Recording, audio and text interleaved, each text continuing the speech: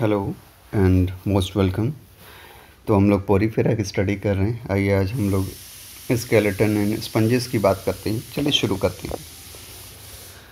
Skeleton की बात करें तो हर एक पोरीफेरन के पास स्केलेटन होता है, और वो जो स्केलेटन है वो या तो स्पिक्यूल से बना होगा या स्पंजिन फाइबर से बना होता है।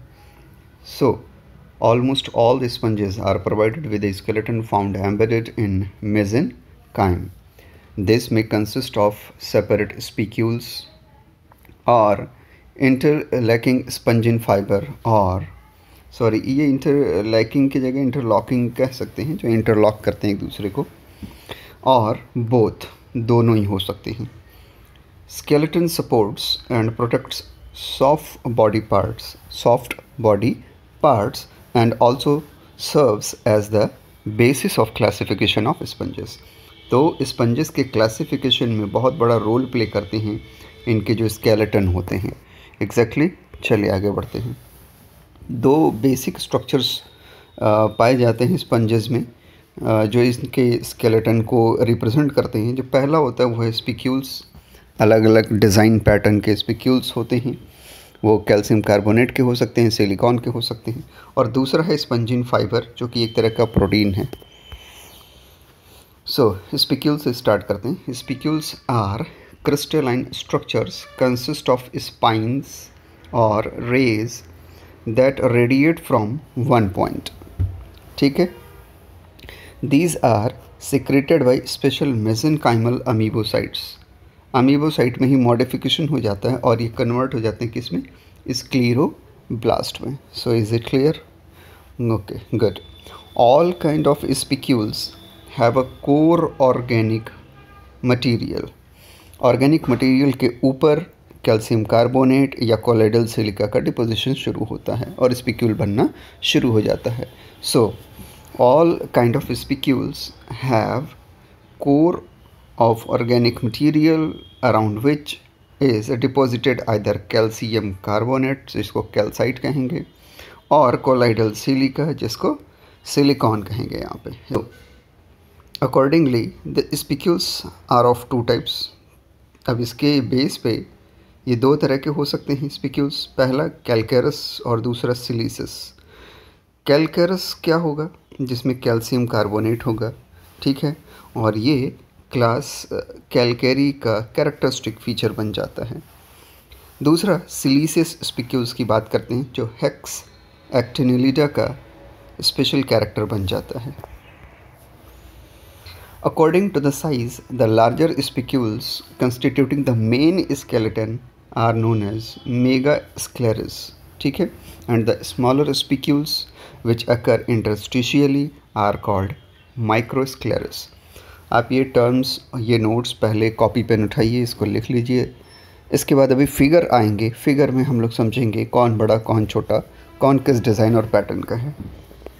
फर्दर स्पिक्यूल्स में अकर इन सेवरल फॉर्म्स, जैसे कि वो सिंपल रॉड लाइक हो सकते हैं, और में take the form of fork, चिमटे की तरह हो सकते हैं, एंकर की तरह हो सकते हैं, शॉवेल, स्टार, प्लम्स, अलग अलग डिज़ाइन और पैटर्न में कन्वर्ट हो सकते हैं, मॉडिफिकेशन हो सकता है। These forms depend upon the number of axes. उनमें कितने एक्सेस होंगे उस पर डिपेंड करता है, और उसमें कितने रेज होंगे उस हिसाब से वो पैटर्न चेंज करेगा और उस डिज़ाइन में वो अपने आप को कन्वर्ट करेगा। Accordingly they can be divided into following types. और पहला होता है मोनोएक्सॉन। पहला कौन होता है? Okay, so monoaxons spicules are formed by the growth along one axis. जब एक ही एक्सिस पे ग्रोथ होती है तो मोनोएक्सॉन स्पिक्यूल्स बनते हैं। नीडल और रॉड और कर्व्ड, ठीक है, इतने तरीके से मॉडिफाई हो सकते हैं। Their ends may be pointed, knobbed और हुक्ड। उनके एंड भी तीन तरह से मॉडिफाई हो सकते हैं। मोनोएक्टिनल और डाइएक्टिनल है। अब इसका क्या मतलब है? मोनोएक्टिनल में जो ग्रोथ होती है केवल एक ही डायरेक्शन में होती है, याद रखेंगे। In monoactinal the growth takes place in one direction only, whereas in diactinal growth occurs in both direction. Monoaxons are both, ये जो मोनोएक्सॉन है इनकी खास बात ये है, ये कैलकेरियस भी हो सकते हैं और सिलीसियस भी हो सकते हैं. So you must note this point that monoaxon are both, that is they are calcareous और सिलीसियस. ये दोनों तरह के हो सकते हैं, ऐसा नहीं है कि केवल एक ही तरह का होगा. नेक्स्ट टेट्राएक्सॉन की बात करें, नाम से पता चल रहा होगा जिसमें 4 एक्सॉन होंगे. Tetraxon spicules are with typically 4 rays, नाम ही पता चल रहा है ना. Each pointing in different direction. Usually one of the 4 rays is elongated and giving the appearance of a crown of 3 rays, है ना. एक लंबा सा हो जाता है, बड़ा सा बाहर निकलता है. सच spicules are termed ever when all rays are equal. They are calthrops. When all 4 rays persist, the tetraxon is referred as tetraradiate or quadriradiate. However, when one of the 4, और इसमें यूजुअली जो लंबा इलोंगेटेड वाला रहता है वो lost हो जाता है, वो गायब हो जाता है, डिसअपियर हो जाता है. Okay, so however one of the 4 rays is lost, the spicule becomes triradiate. So don't be confused that what is triradiate and what is triarene. So this is a great difference between trienes और triradiate में ये difference है. So triradiate are the characteristics of calcareous sponges. If the elongated rays become disc at the both end, it is called amphidisc, और ये एम्फीडिस्कोफोरा का characteristic भी बन जाता है ना. एम्फीडिस्कोफोरा का कैरेक्टरिस्टिक बन जाता है. आगे बढ़ते हैं. नेक्स्ट जो है वो है ट्राईएक्सॉन. ठीक है, ट्राईएक्सॉन स्पिक्यूल्स हैज़ 3 एक्सिस, और ये जैसे सभी एक दूसरे को 90 डिग्री पे कट करते हैं इस तरह से. तो 3 एक्सॉन हैं, अगर एक दूसरे को इस पॉइंट पे कट कर रहे हैं तो कितनी साइड्स हो गई, 1 2 3 4 5 and finally this is what 6. तो आप कह सकते हो कि ट्राई एक्सॉन जो है इनमें 6 साइड्स बनेंगे. तो ट्राई एक्सॉन जो होते हैं वो 6 रेज को प्रोड्यूस करते हैं and therefore it is known as hexactinal. Triaxons are characteristics of glass sponges, है ना. जो ग्लास स्पंजेस होते हैं उनकी कैरेक्टरिस्टिक फीचर है, और ये है क्लास हेक्सएक्टिनेलिडा, और सिर्फ इसी की ये स्पेशल क्वालिटी है. ठीक है. देन पॉलीएक्सॉन भी होते हैं. पॉलीएक्सॉन जो बनते हैं वो या तो बर शेप के हो जाते हैं, स्टार शेप के हो जाते हैं. These spicules with several equal rays radiating from a central point. They are radiating from a central point and they may be grouped to give burr or star-shaped appearance. Polyaxons are common among microsclerus. So these are different structures. अब 1 से लेकर के 3 तक की बात करिए. ये मोनोएक्सन है. पहले वाले में एक ही डायरेक्शन में, देखिए यहाँ पे ये ब्लंट एंड है और इसमें जो एक तरफ नुकीला पार्ट है, यानी एक ही डायरेक्शन में डेवलपमेंट हो रहा है. Is it clear. जबकि सेकंड वाले में, सेकंड स्ट्रक्चर में दोनों ही डायरेक्शन में डेवलपमेंट हो रहा है और दोनों तरफ नुकीला पार्ट बन चुका है. थर्ड स्ट्रक्चर में अब ये कर्व हो चुका है, तो ये डिफरेंट फॉर्म हो गए. फोर्थ स्ट्रक्चर से लेकर के 4 5 एंड 6 ये आपको दिख रहा होगा. टेट्राएक्सॉन भी हैं और कैसे हैं ये, टेट्रा रेडिएट भी हैं. ठीक. तो नॉर्मली इनमें एक आर्म क्या होता है, इलोंगेट हो जाता है. बाकी 3 ऊपर ताज की तरह रहते हैं, इसलिए इसको ट्राइएंस कहते हैं, यानी क्राउन कहते हैं 3 एक्सॉन्स का, है ना. तो ये मॉडिफिकेशन अलग अलग तरीके से होता है, अलग अलग पैटर्न, अलग अलग डिज़ाइन में. जब इनमें से लॉन्ग वाला आर्म नॉर्मली जब लॉस्ट होता है तो ये वाई शेप्ड या फॉर्क शेप्ड को एज्यूम करते हैं. And this are what triaenes. Is it clear. इसके बाद जब दोनों तरफ डिस्क बन जाएगा तो ये होगा एम्फीडिस्क लाइक स्ट्रक्चर, और ये सिलीसियस में ज़्यादा बनते हैं, ठीक है। और इसी तरह से ये एम्फीडिस्कोफोरा की कैरेक्टरिस्टिक फीचर बन जाती हैं। देन हम बात करें इस स्ट्रक्चर की, स्ट्रक्चर नंबर 9, तो आप देख रहे हो कि ये 3 एक्सिस पर डेवलपमेंट हो रहा है, 1 2 3, और ये तीनों एक कॉमन जगह पे मिल रहे हैं, 90 डिग्री पे एक दूसरे को कट कर रहे हैं। तो ये ट्राई एक्सॉन डेवलपमेंट है, और जिसकी वजह से ये कॉमन पॉइंट में मिल रहे हैं तो 6 आर्म्स बना रहे हैं, है ना। तो ये क्या हो गए, हेक्स एक्टिनेलिड्स। तो ये केवल हेक्स एक्टिनेलिड्स में पाए जाते हैं, ये उनकी स्पेशल क्वालिटी है, उसके अलावा ये कहीं नहीं पाए जाते। 10 और 11 बहुत सारे आर्म्स बन रहे हैं। 10 वाला बर शेप्ड है और ये स्टार शेप्ड है, आप देख रहे हो। तो ये माइक्रोस्क्लेरिस की कंडीशंस में आ गए। स्ट्रक्चर नंबर 12 जो है स्पंजिन फाइबर का नेटवर्क है, एक दूसरे में एकदम मैश हो चुके हैं बढ़िया से।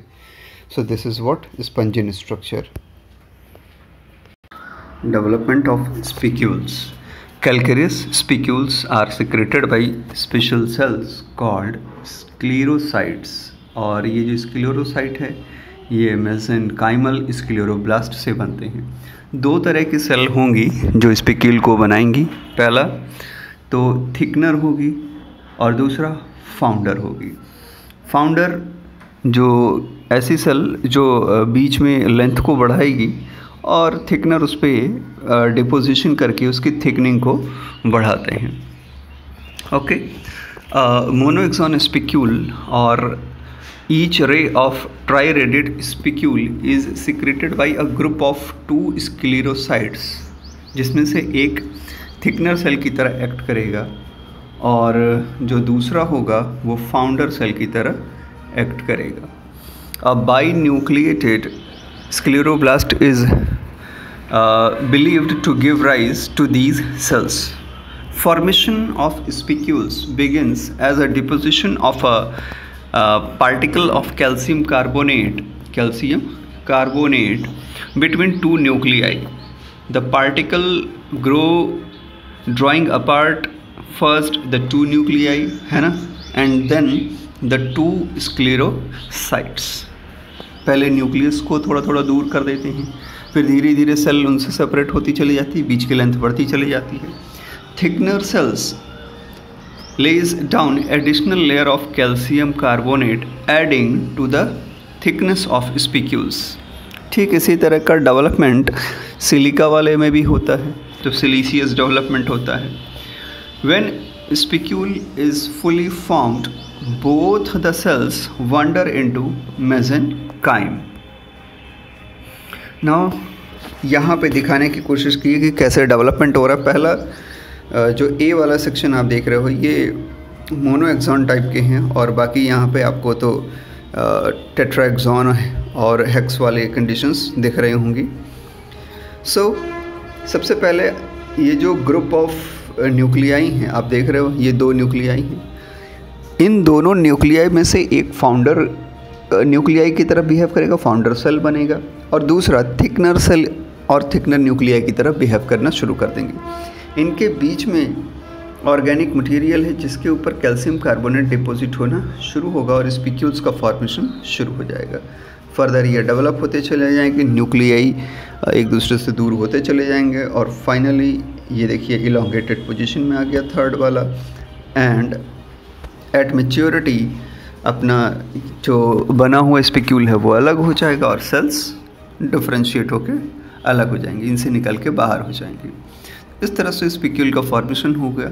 सेम कंडीशन यहाँ भी है, आप यहाँ पे आसानी से देख पा रहे हैं। ये फाउंडर सेल है जो ठीक बीच में प्रेजेंट है, थिकनर सेल्स जो कॉर्नर पे हैं जो इसको थिक बनाती चली जा रही हैं, और ये प्रेजेंट जो क्या बोलते हैं एकदम मैच्योर कंडीशन है 6 वाला, इसमें आप देख सकते हैं this are the founder cells जो कि एक्सिस के पास ही हैं, और थिकनर सेल्स जो कि एंड की ओर भेज दिए गए हैं। So these all are what thickener cells. तो इस तरह से डेवलपमेंट हुआ। स्पंजिन की बात करना तो स्पंजिन फाइबर का जो नेचर है ये सिल्क की तरह होता है और केमिकल कंपोजिशन में भी बिल्कुल उसी से मिलते जुलते हैं। तो spongin is an organic horny elastic substance resembling silk In chemical composition, like nails, hair, and feathers, it is a scleroprotein containing sulfur and chemically related to collagen, which is a horny protein. It is insoluble, chemically inert, and resistant to protein digesting enzymes. ठीक है, protein digesting enzyme के लिए resistant होते हैं, इसलिए इनको digest कर पाना मुश्किल काम है. Spongin contains a large amount of iodine, और ये 8 से 14% तक पहुंच जाता है कुछ स्पीसीज़ में. स्पेशली वो स्पीसीज स्पंजाइडी से बिलोंग करते हैं और एप्लिसेनिटी से बिलोंग करते हैं. तो यहाँ पे कितनी कंसंट्रेशन हो जा रही है? 8 से 14%. तो ये बहुत ही इंपॉर्टेंट हो जाते हैं कॉमर्शियली भी. It is spongin occur in various forms in class demospongiae. Demospongiae में कई तरह से मॉडिफाई होके हमको मिलता है. It may occur as a cement connecting together siliceous spicules, जो कि मोनोएक्सिनिडस से होंगे. ठीक है. More usually it is found in the form of branching or anastomosing fiber, जो कि ऊपर हमने देखा एकदम मैशिंग या ब्रांचिंग स्ट्रक्चर की तरह होते हैं. In which siliceous spicules are embedded, मोनोएक्सिनिडा में होंगे. केराटोसोआ की बात करनी है, बहुत स्पेशल है और इस पर क्वेश्चन बनता है, इसको जरूर आप लोग नोट भी कर लेंगे और पे टिक भी कर लेंगे. That in keratosa spicules are completely absent. तो क्वेश्चन बनता है कि किसमें स्पिक्यूल्स कम्प्लीटली एब्सेंट होते हैं? केराटोसोआ में पूरी तरह से एब्सेंट होते हैं. And spongin Elon is found. तो स्पंजिन ही केवल बनेगा कहाँ? केराटोसोआ में. अगर केराटोसोआ नहीं दिया है तो ऑप्शन में अगर डीमोस्पंजी है तो आप डीमोस्पंजी को टिक करेंगे. फिर से समझिए, केराटोसोआ ऑप्शन में है तो केराटोसोआ, क्योंकि ये स्पेसिफिक है. और अगर ऑप्शन में केराटोसोआ के बदले कहीं डीमोस्पंजी लिखा हुआ है क्वेश्चन के 4 ऑप्शन में से, तो आप डीमोस्पंजी को टिक करेंगे. इसलिए ये बहुत इंपॉर्टेंट है. पीसीएस में और टीजीटी पीजीटी में कई बार रिपीट हो चुका है. होम एग्जामिनेशंस के लिए तो इम्पॉर्टेंट है बीएससी एमएससी में. ठीक है. Spongin fibres are fine threads consisting of a soft granular axial core, जिसको कि मेडुला कहते हैं, which is surrounded externally by concentric layer of spongin. ठीक है. तो मेडुला किससे सराउंड होगा? स्पंजिन से सराउंड होगा. अब यहाँ पे स्पंजिन के डेवलपमेंट को आप बहुत अच्छे से इस फिगर में देख पा रहे हो. फिगर 6 है. इसमें क्या है कि ये अगल बगल आपको वैक्यूल्स भी दिख रहे हैं और ये माइक्रो स्ट्रक्चर्स आपको दिख रहे हैं, जहाँ से स्पंजिन फाइबर सिक्रेट होते हैं और ये धीरे धीरे पूरी तरह से डेवलप होते चले जाते हैं. जैसे जैसे इनका डेवलपमेंट होता जाएगा इन फाइबर्स का, वैसे वैसे क्या होगा कि वैसे वैसे ये जो वैक्यूल्स बने हुए हैं ये दूर होते चले जाएंगे और एक कंप्लीट स्ट्रक्चर बन के तैयार हो जाएगा फाइबर का. ठीक है. एक बहुत ही मैशिंग टाइप का फाइबर तैयार हो जाएगा. Spongin fibres are secreted by flask shaped mesenchyme cells, जिसको कि स्पंजियोब्लास्ट कहेंगे. और ये किसका मॉडिफिकेशन होगा? अमीबोसाइट का मॉडिफिकेशन होगा, जो कि मेसेनकाइम में प्रेजेंट है. Which are seen coating the fibre, जो फाइबर को क्या करते हैं? कोट करते रहते हैं. ठीक है. स्पंजियोब्लास्ट बिकम अरेंज्ड इन रोज, ये क्या हो जाएंगे? रोज में अरेंज हो जाएंगे. And the spongin rod secreted by each, जो कि ये अब ये इसने सिक्रेट किया, फिर इन्होंने सिक्रेट किया. यहाँ भी एक क्या बोलते हैं आपका स्पंजियोब्लास्ट है. तो यहाँ पे बहुत सारे स्पंजियोब्लास्ट है, सब अपना अपना रॉड सिक्रेट कर रहे हैं और सभी रॉड एक पर्टिकुलर पोजीशन पे आके क्या करेंगे? आपस में जुड़ जाएंगे, फ्यूज़ होते चले जाएंगे. So the spongin rod secreted by each fuses with those of neighboring cells to form long fiber. Spongioblast later become vacuolated and degenerated after having secreted a certain quantity of spongin.